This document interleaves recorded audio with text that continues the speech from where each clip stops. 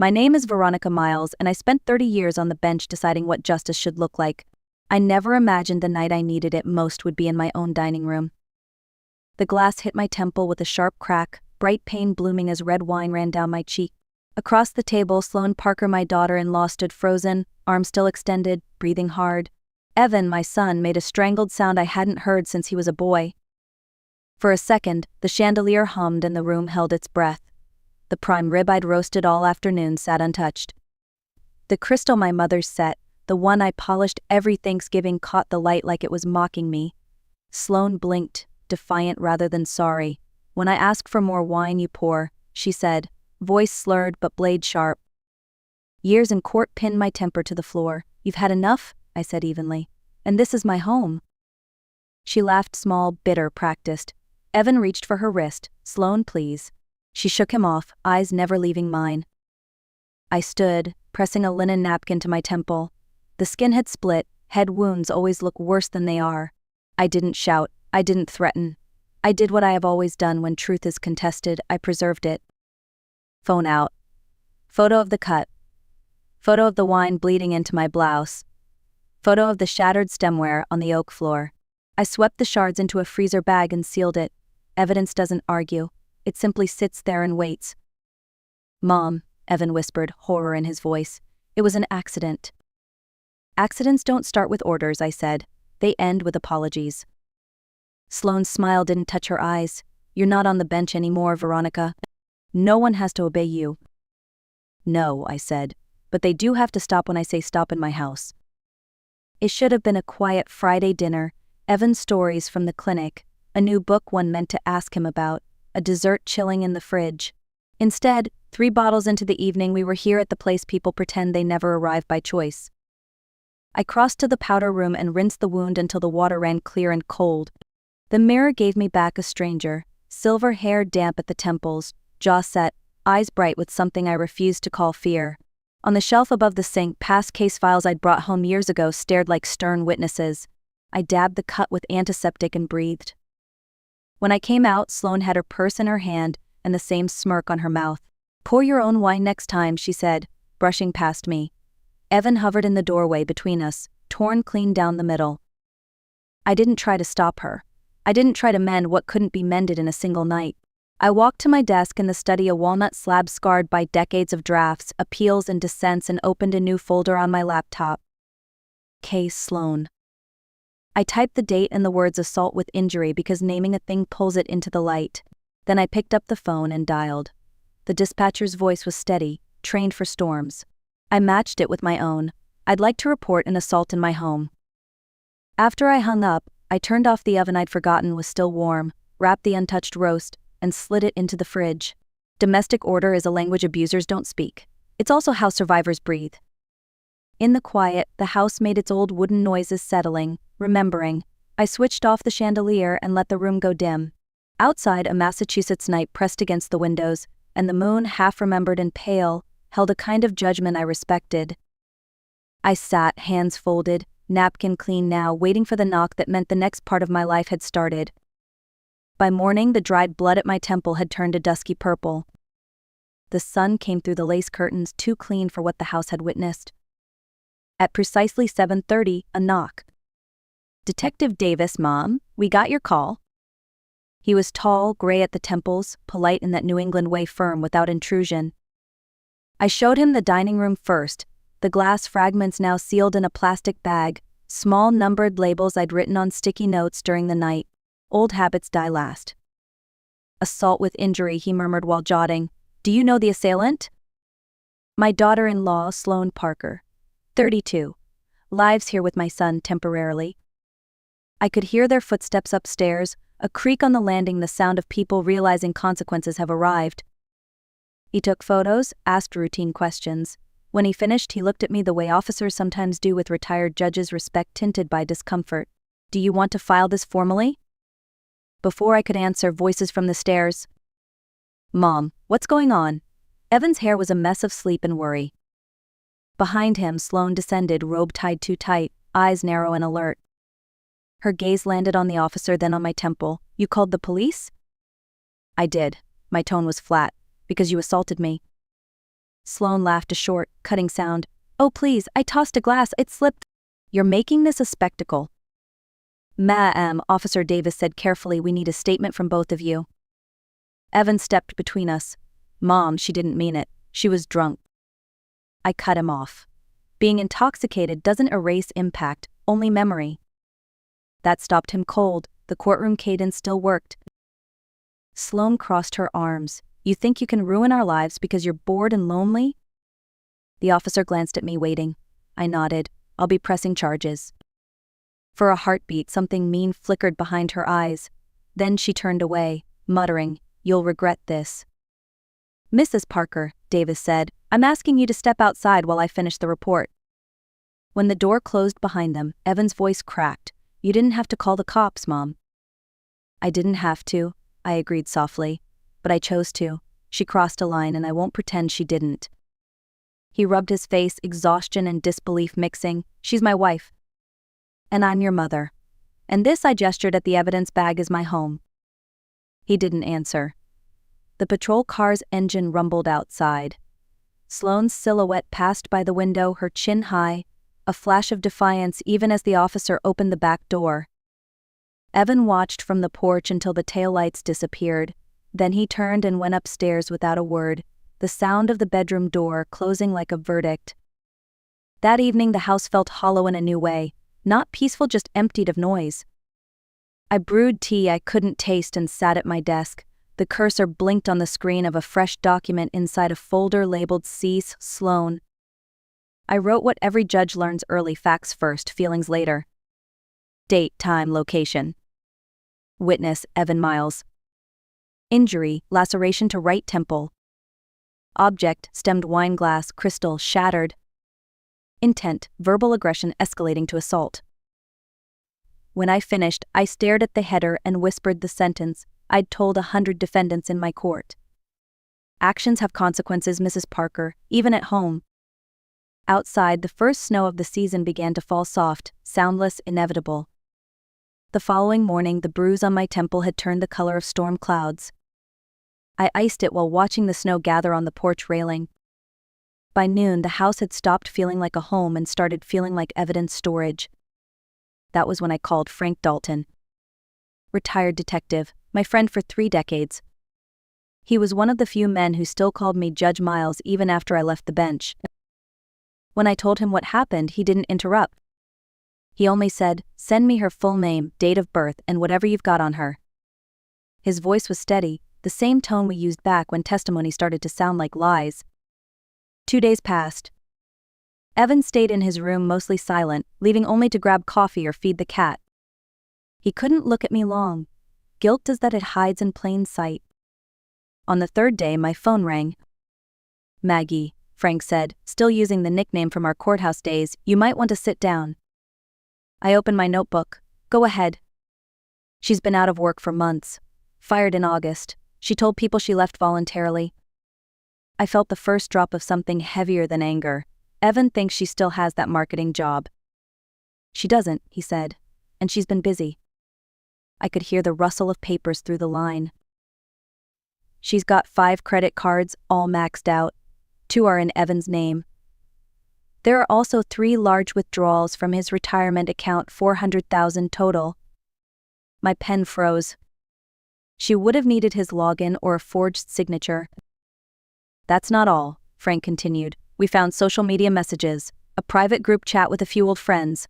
She called you the old lady with the golden house and said, quote, once she's gone, we'll finally be free. For a long moment, all I heard was the hum of the refrigerator in the kitchen. Frank's voice softened. I'm sorry, Veronica, but this isn't just bad behavior. It's predatory. I know what it is, I said quietly. It's a pattern.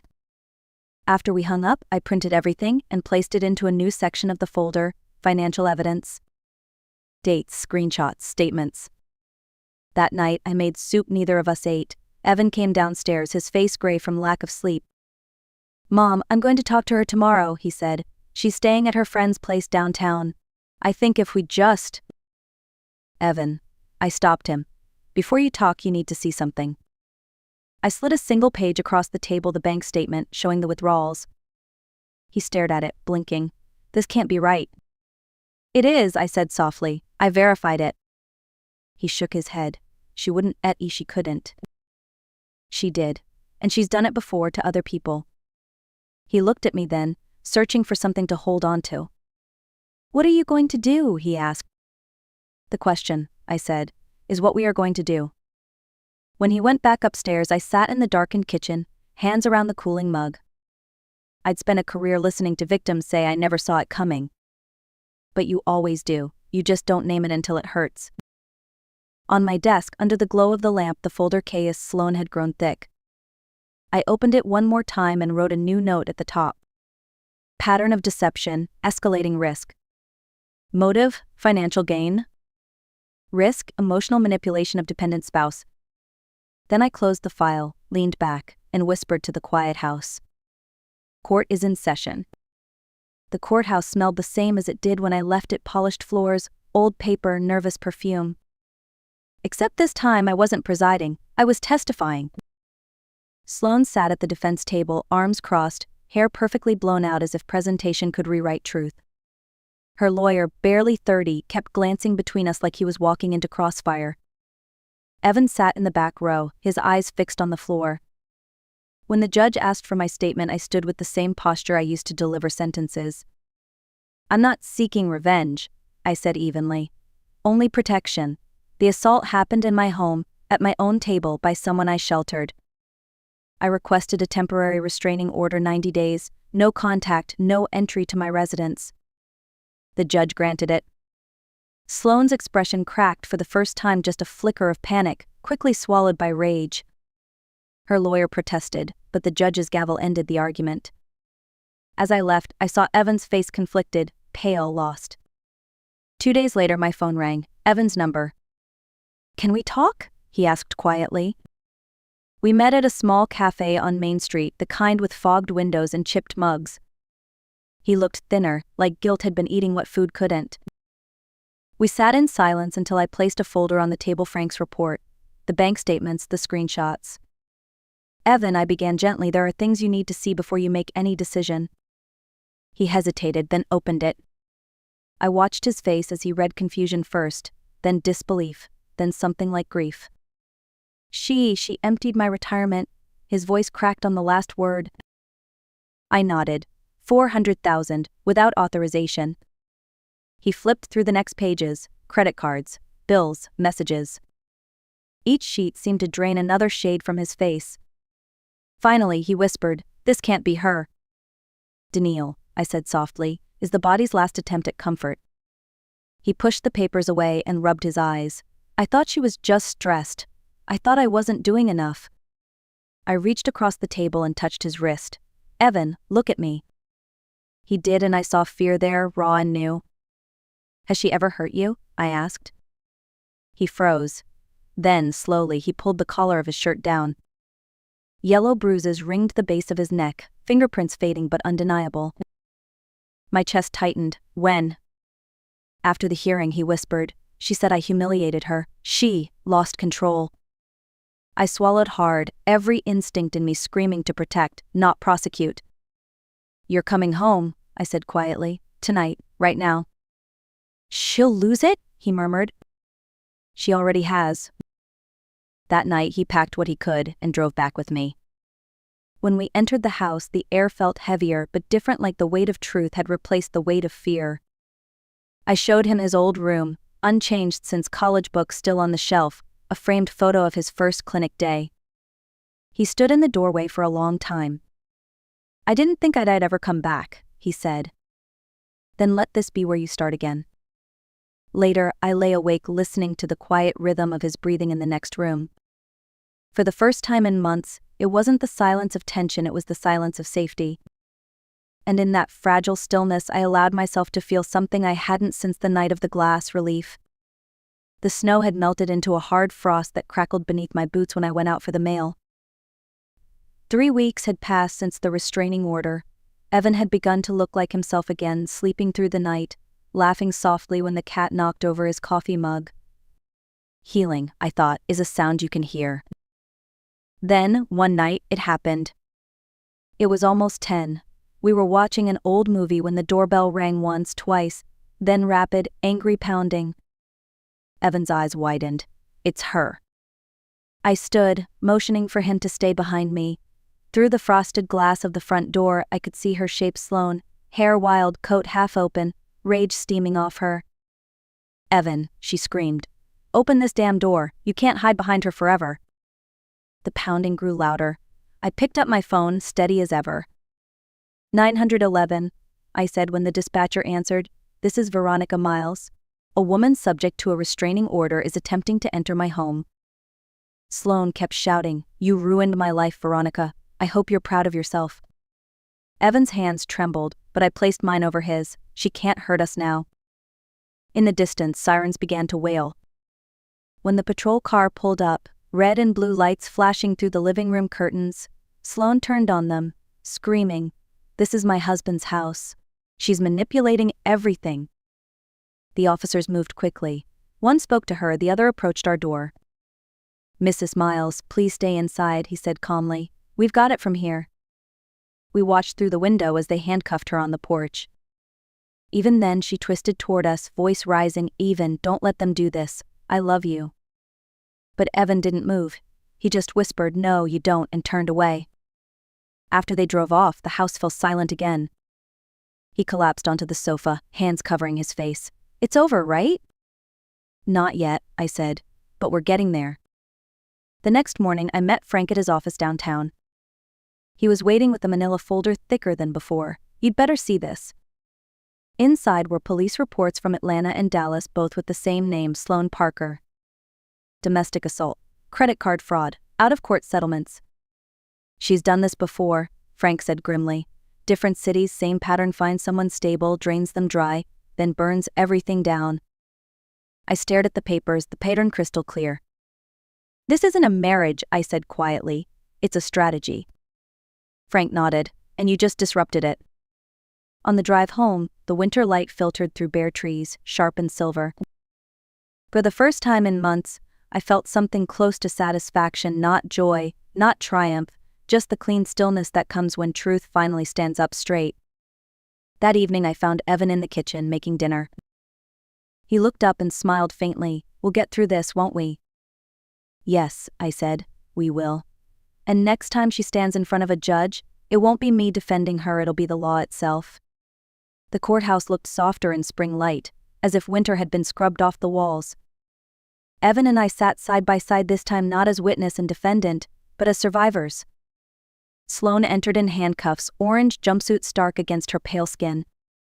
Her once polished poise had dissolved into something smaller, sharper. The judge reviewed the plea deal, 2 years in prison, 3 years probation, full restitution, and a permanent no-contact order. When asked if she understood, Sloane's voice cracked. Yes, Your Honor. She turned once, searching for Evan's face. He didn't look away, but he didn't speak either. That silence measured, steady was the closure no verdict could give. As she was led out, the sound of the door locking behind her echoed down the hall. I felt no triumph, only gravity. Justice is never victory, its balance restored. In the weeks that followed, Evan started therapy twice a week. He learned to name things I'd spent my life sentencing: manipulation, isolation, coercion. And little by little, he began to live again. He painted his old room a calm blue, the color, he said, of breathing. We rebuilt quietly. Dinners turned from silent to comfortable. Some nights he'd read while I gardened, both of us reclaiming peace one ordinary moment at a time. 3 months later, he was invited to speak at a state conference on financial and emotional abuse. The night before, he paced the living room, nervous. What if I freeze? He asked. Then you pause, I told him. Justice isn't about perfection, it's about truth. The next day, I sat in the front row and watched him walk on stage in a navy suit. He began simply, My name is Evan Miles, and a broken wine glass saved my life. For 40 minutes, he spoke about shame, about control, about the quiet ways abuse hides behind love. When he finished, the room rose to its feet. Afterward, a woman from a nonprofit approached him with an offer to fund a program helping victims of financial coercion. As we left the auditorium, his eyes shone not from tears but from purpose. Mom, he said, we can actually help people. That night, I sat alone on the porch with a cup of tea. The air was still, the garden smelled of rain, and for the first time since that night the house felt light again. The glass she threw had shattered more than crystal, it had broken the illusion that love excuses cruelty. From the fragments we built something stronger, awareness, courage, and peace. I looked up at the stars and smiled. Court adjourned, I whispered. Case closed. And if this story reached you, if it reminded you that silence is never safety, then don't forget to like, share, and subscribe. Your story might just be the next verdict someone needs to hear.